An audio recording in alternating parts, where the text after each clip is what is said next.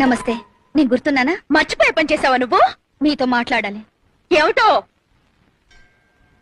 మీ వారిని పెళ్లి చేసుకుందాం అనుకుంటున్నాను.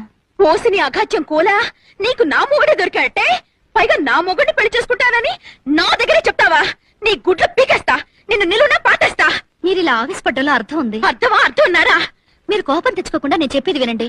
ఆ తర్వాత మీ ఇష్టం వచ్చినట్టు చెయ్యండి. త్వరగా చెప్పాడు. నేను మధుని అంటే మా వారిని. ప్లీజ్ నేను చెప్పేది వినండి. నేను మధుని గాఢంగా ప్రేమించాను. పెళ్లి కూడా చేసుకోవాలనుకుంటున్నాను. అనుకుంటావు. ఎందుకు అనుకో? కాస్త శాంతంగా వినండి. మధుని పెళ్లి చేసుకోకపోతే నేను చచ్చిపోతాను. ఆ పంచాయి తల్లి పేడ విరగడైపోతుంది. మీరు నన్ను మాట్లాడనివ్వడం లేదు. చెప్పు. డబ్బుందన్న అహంకారంతో కాదు, మధు మీద నా మమకారంతో చెప్తున్నాను. మధుయే కాదు, మీరు పిల్లలు కూడా సుఖంగా ఉండాలి. అందుకని మధుని పెళ్లి చేసుకోవడానికి మీరు అనుమతిస్తే మీకు ₹1,00,00,000 ఇస్తాను.